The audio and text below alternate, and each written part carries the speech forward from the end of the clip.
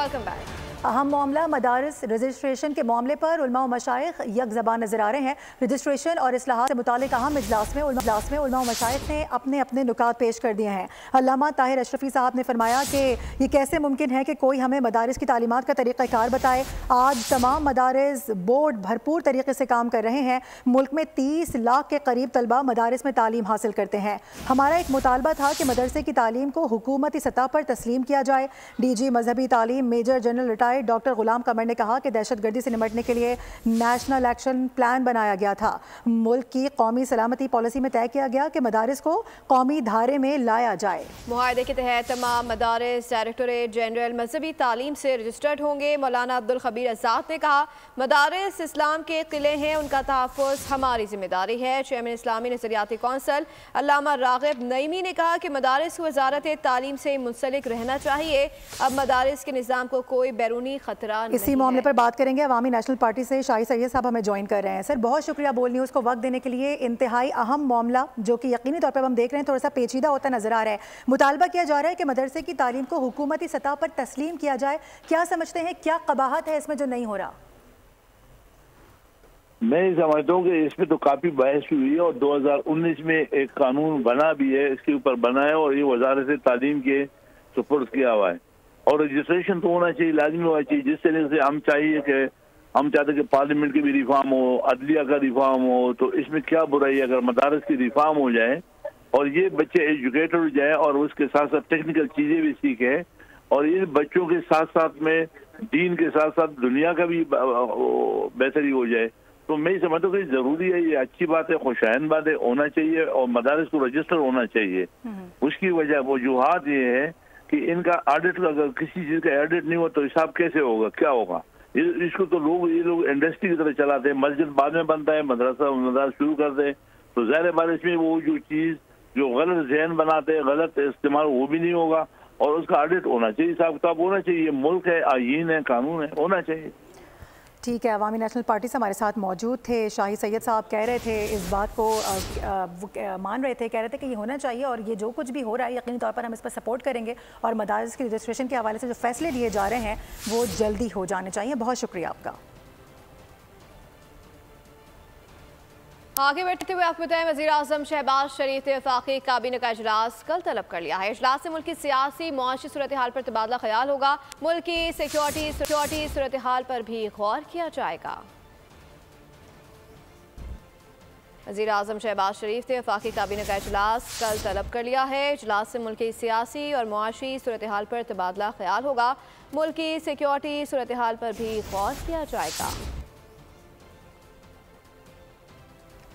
आगे बढ़ेंगे। आपको बताएं कि दुनिया भर में आज इंसदादे बदउनवानी का आलमी दिन मनाया जा रहा है। पाकिस्तान में करप्शन के खात्मे के लिए सियासत तो बहुत हुई है मगर मेगा करप्शन के केसेस और करप्शन का नासूर ख़त्म नहीं किया जा सका है। यही वजह है कि इंडेक्स में पाकिस्तान का आज भी 133वां नंबर है। आगाही और कोशिशों के बावजूद पाकिस्तान से चाय पानी कल्चर ख़त्म होने का नाम नहीं ले रहा।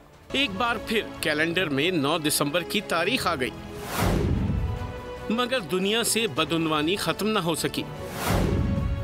आए रोज दुनिया भर में करप्शन केसेस की तादाद बढ़ने लगी। तीसरी दुनिया कहलाए जाने वाले ममालिक में करप्शन केसेस की शरह सबसे ज्यादा रिकॉर्ड की गई। अक़वाम मुत्तहिदा ने इस दिन को मनाने का फैसला अक्टूबर 2003 में किया। इस दिन को आलमगीर सतह पर मनाने का मकसद दुनिया की तवज्जो रिश्वत और करप्शन जैसी बुराई के फैलाव की तरफ मफजूल कराना था। रवा साल अक़वाम मुत्तहिदा की तरफ से इंसदादे करप्शन के आलमी दिन का उन्वान बदउनवानी के खिलाफ नौजवानों के साथ मुत्तहिद होना कल की सालमियत की तश्कील रखा गया है। पाकिस्तान, भारत, श्रीलंका, शाम, इराक, अफ्रीकी ममालिक समेत दीगर तरक्की पजीर ममालिक में सरकारी दफातर से लेकर पब्लिक ट्रांसपोर्ट तक हर इंसान को हर निज़ाम में हर रोज करप्शन का सामना है। इंसदादे बदउनवानी के दिन के मौके पर वज़ीर आज़म ने कहा बदउनवानी घिनौना चैलेंज है। सदर का अपने पैगाम में कहना था करप्शन के खिलाफ जंग किसी एक इदारे की कोशिशों से जीतना मुमकिन नहीं, मिलकर काम करना होगा। जबकि वजीर आला मरियम नवाज शरीफ ने भी एंटी करप्शन डे पर पैगाम देते हुए कहा कि करप्शन सिर्फ इखलाकी जवाल नहीं, कौम की तरक्की की कातिल है। शफाफियत, दियानतदारी और मेरिट का फरोग इज्तिमाई जिम्मेदारी है। और अब ये जानिए हथनी सोनिया की अचानक मौत का मामला, मौत की वजह क्या बनी। आज पोस्टमार्टम किया जाएगा। पोस्टमार्टम के लिए लाहौर से माहिरीन की टीम कराची पहुंच गई है। इसी हवाले से बात करेंगे, मरियम हसन हमें ज्वाइन करी है। मरियम, क्या बताया जा रहा है? बिल्कुल, गुज़िश्ता रोज़ सफारी पार्क में अफसोसनाक वाक़या पेश आया और हथनी सोनिया जो हैं वो अचानक से दम तोड़ गई। इस वक्त डायरेक्टर सफारी अमजद जैदी साहब हमारे साथ मौजूद हैं, हम उनसे बात करते हैं। सर, बहुत शुक्रिया, आपने हमें वक्त दिया। काइंडली बताइएगा कि क्या अपडेट है फर्दर, कोई आप लोगों ने अपने तौर पर इन्वेस्टिगेट किया कि क्या कॉज ऑफ डेथ हो सकता है उसका? हमारी डॉक्टर आमिर इस्माइल से जब बात हुई थी तो उन्होंने बताया था कि जी ये हार्ट फेलियर वाला सिलसिला है। फोरपॉस की टीम जो है वो ज़ाहिर है उसे मुल्क से बाहर से आना था तो वो डिले हो रहा था मसला। तो डॉक्टर ग़ुलाम मुस्तफ़ा प्रोफेसर हैं हमारे लाहौर यूनिवर्सिटी के यूएस के, तो वो जो हैं तशरीफ़ ला चुके हैं अपनी टीम के साथ और विद इन आवर इंशाल्लाह हम जो है प्रोसेस शुरू कर देंगे। देखें, माशाल्लाह हेल्थ के हिसाब से 27 को फोरपॉस के जो डॉक्टर्स आए हुए थे उन्होंने हमारे जितने एनिमल्स हैं ज़ू और सफारी के उन सबको क्लियर करार दिया था, सेहतमंद करार दिया था। और अचानक जो है हमारे साथ सोनिया का ये कल वाक़या हो गया।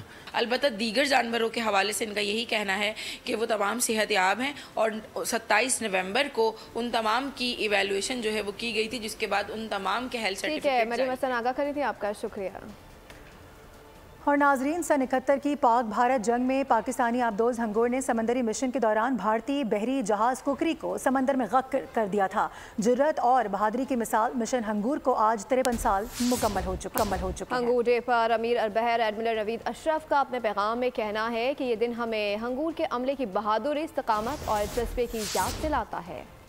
सन 1971 में पाक भारत जंग बैक वक्त बर्री, फिजाई और समंदरी मार्कों पर मुश्तमिल थी। पाक बहरिया की आबदोज हंगोर ने गहरे समंदर में मौजूद भारतीय नेवी के आबदोज शिकन जहाज INS ककरी और INS किरपान का खोज लगा लिया और मार्कतुल आरा मिशन में भारतीय बहरी जहाज ककरी को समंदर में गर्क और किरपान को शदीद नुकसान पहुँचाया। हंगोर का जो सिंकिंग ऑफ कुकरी, INS कुकरी का जो सिंकिंग था, ये वर्ल्ड वॉर 2 के बाद पहला ओकेजन था एक सरफेस सबमरीन ने किसी सरफेस शिप को डुबाया हो और ये एक बहुत बड़ा मार्का था। पाकिस्तानी सबमरीनर्स के हमले ने भारतीय बहरिया की कमर तोड़ दी और बड़े नुकसान से दो चार किया। 1971 की जंग में हंगोर सबमरीन ने अपने एरिया में जब वो डिप्लॉय थी तो 2 वॉरशिप्स को डिटेक्ट किया और उस पर अटैक लॉन्च किया, जिसमें फर्स्ट वॉरशिप को उन्होंने कम्प्लीटली डिस्ट्रॉय किया जो 2 मिनट्स के अंदर डिस्ट्रॉय हो गया।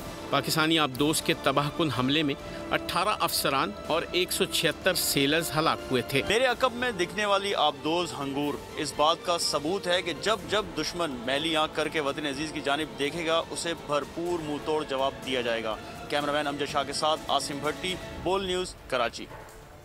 नावल पाकिस्तानी मुसव्विरा नाइजा खान को हार्वर्ड यूनिवर्सिटी के मैटल इंस्टीट्यूट के लिए आज फेलोज 2025 नामजद किया गया है। इंस्टीट्यूट इंतजामिया ने नाइजा की शमूलियत एजाज करार दे दी है और मुख्तलिफ मौज़ूआत पर मबनी तस्वीर देखने वालों को सोचने पर मजबूर कर देती हैं। ये दिलकश और खूबसूरत फन पारे नाइजा खान की तख्लीकी सलाहियतों का मुंह बोलता सबूत हैं, जिन्हें दुनिया की मारूफ यूनिवर्सिटी हार्वर्ड के नेटल इंस्टीट्यूट में साल 2025 के लिए फेलो मुंतखब किया गया है। कराची से ताल्लुक रखने वाली नाइजा खान ने अपनी पेंटिंग में कराची, खुसूसन मनोड़ा को मौजू बनाया। ड्राइंग, मुजस्मा साजी, आर्काइव डाटा में नाइजा को कमाल हासिल है। फेलो मुंतखब होने पर नाइजा का कहना है कि नामजदगी बिलाशुबा इनके लिए और पाकिस्तान के लिए फख्र है। नाइजा Indus valley school of arts में 15 बरस तक फन पढ़ा चुकी हैं और कराची यूनिवर्सिटी में बहसीत उस्ताद फराइज सर अंजाम दे चुकी हैं। नाइजा खान ने ऑयल पेंट्स और वाटर कलर्स के इम्तजाज से अक़लियती कम्युनिटीज, किरदारों, तारीखी मकामात को बखूबी उजागर किया है। और अब जरा मौसम की बात कर लेते हैं। एबटाबाद के सयाहती मकामात पर गुज़िश्ता रोज हल्की बर्फबारी के बाद मौसम सर्द और खुश्क हो गया है। मैदानी इलाकों में सूरज और बादलों के दरमियान आग मचोली का सिलसिला जारी है। एबटाबाद से हमारे साथ मौजूद हैं सरदार अरशद राशिद, हमसे बात करेंगे। राशिद, बताइएगा इस हवाले से कैसा मौसम देख रहे हैं वहाँ पर, महकमा मौसमियात की जानिब से क्या बताया गया है?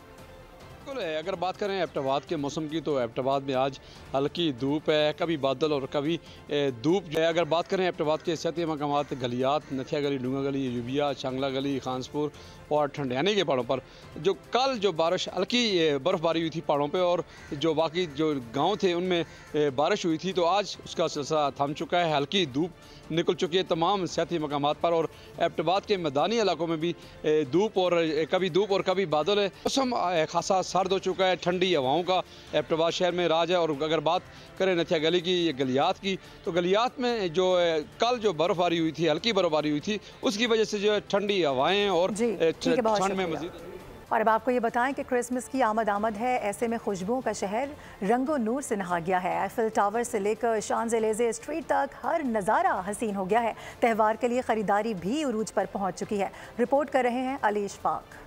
खुशबुओं के शहर पेरिस में साल के सबसे बड़े त्यौहार क्रिसमस की तैयारियां जो हैं अरूज पर पहुंच चुकी हैं।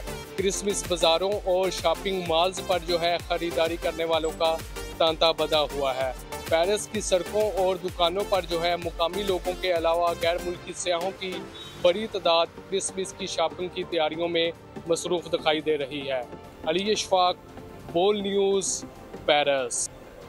इसी के साथ बुलेटिन से फिर वक्त इतना ही। विजिट कीजिए bolnews.com और देखते रहिए बोल न्यूज़।